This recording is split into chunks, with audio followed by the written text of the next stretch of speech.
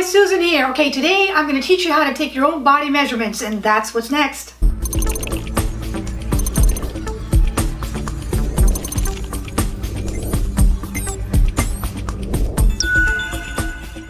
Okay, so I had a couple of questions with this lately, and also I think it's very relevant right now because of what's going on, the coronavirus.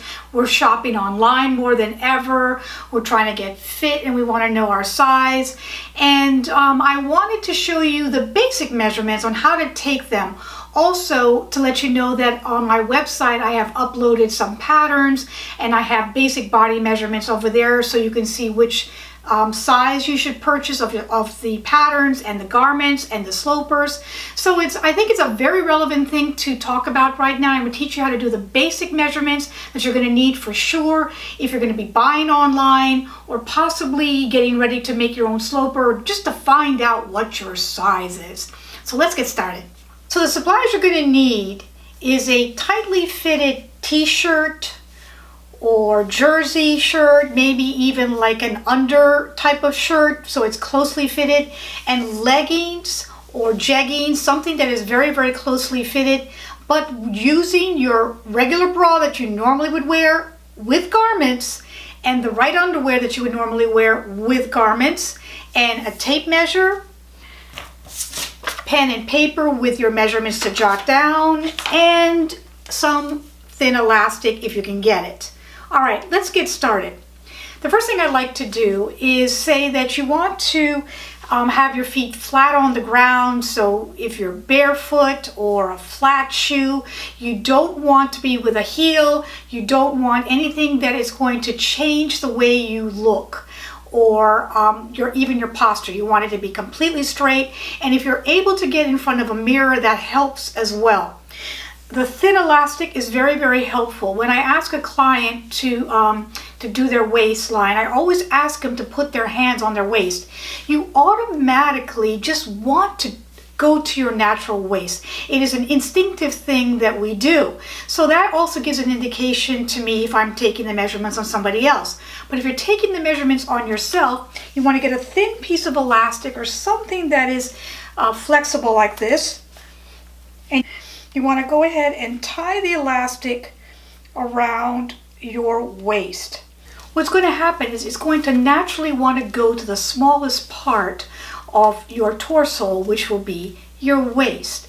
And so once it's there and you can feel that it's there, and you feel also, you do the whole little test like put your hands on your waist and it seems to go to that same location, then you know you've got the right waist measurement. Okay, so let's get started. You want to take your tape measure, flat on the ground, straight, have your shoulders squared, and if you can look in the mirror, that's helpful. I'm going to just do this way, and you have to look down obviously to see the number, but try not to look down too much. Then you take the measurement, you take the one side and then the larger side this way, and you want to kind of cross the two tape measures together. You don't want to pull too tightly, and you don't want to have any room inside there. You just want to pull tautly enough, look down for a moment, see what it is, and then go ahead and jot it down. All right, now we're going to do the bust. The bust is the fullest part of your top of your torso, and you want to get to the apex or the nipple of your bust. So you want to take it and you want to make it straight across the back like that. You want to take the one, if you're right-handed, with your left hand, and you want to take the numbers that they get larger on your right hand, and you're kind of just pushing this way across. You want to get to where the pointiest part or your apex is. Look down for a moment and then jot that down. Okay, hip. The high hip is important as well as the full hip. Most of the time, if you're looking online, they're going to just ask your hip. And when they're saying the hip, they want the largest part, guys. They don't want that part up here, unless you're trying to see how low a pant is or whatever. That's a whole nother story. But we're going to go to the fullest part of the hip. And it depends on where your butt is. It depends on where you carry your weight. If I turn to the side, usually it's anywhere from 7 to 9 inches. So 7 inches if you're very, very short, or possibly 8 or 9 inches would be the fullest part. The key to this, guys, is that you want to cross the butt. You want to cross the biggest part of your butt. So you make sure that you take the tape measure, have that touch the butt area. I'm going to turn back around like that with the 1 in the left hand and then the larger numbers on the right hand. Where you cross, you want to make it taut as possible. And once you get that, then you can look down for a moment and jot that number down. So that is the full hip. Let's get the high hip. The high hip is that fullest area that's kind of like that stomach or that pooch if you have a little bit of a stomach, and that could be anywhere from 3 inches down to even sometimes 5 inches down. So you have to kind of find where that fullest part, and I sort of bell out there around the 3-inch mark, and I'm going to go ahead where that 3-inch mark is and go all the way around. Again, my left hand is holding the 1 and the right hand is holding the larger numbers. I cross it, I look down for a moment, and then I jot it down. So I have that number. Shoulders. This is if you're going to be making something, or if you're just very, very large and you want to see, if you're going to be able to fit maybe a jacket or something else. And that's usually kind of hard to get, because you would probably have to wear a garment that has a basic neckline and also ends at the shoulder. So that if you have something like this, you want to make sure that it goes right over to the edge of where your arm is, and then you want to go close to your neckline, but not all the way up your neckline where a normal actual scoop neck would possibly be, and then kind of put your finger there where the tip of your shoulder is, then pull it out and look at the number. And that's how you can get that. And mine will vary from 4.5 to 4 3/4, and that's most people. Okay, bicep, because if you're going to be getting something with a sleeve, it's hard to do your right hand. I always like to just wrap it around like this, and you want to get the fullest part of your arm like this. And then I'm just going to put it wrapping one piece over the other piece. We don't want to flex, we don't want to pull, we just want to relax it. And so I'm pushing the 1 underneath the larger number like that, and then I'm going to relax my arm, push it in to see if anything changes, and once I have that number, I jot it down. Sleeve length, very, very important. And this is something that we have to do quite a bit with clients, and also if you have a very long arm or a short arm, sometimes this is very important if you're doing something possibly custom, not necessarily on a shopping cart.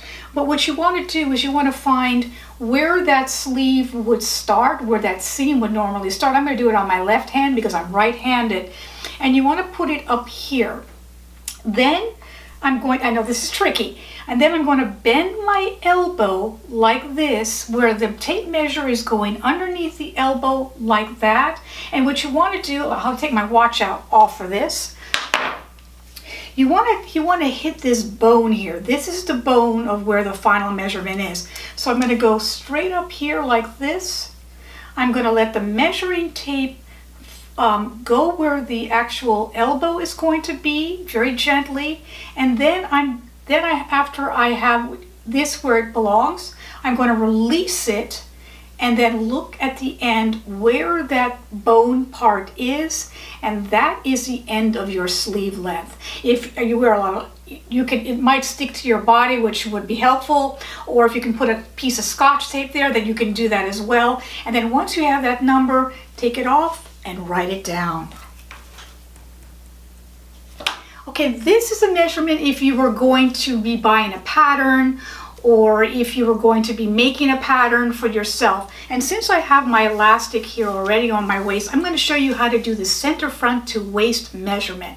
And that you would have to take the pit of your neck right here, hold that to the tape measure, stand up straight, and then hold with your right hand to the actual elastic.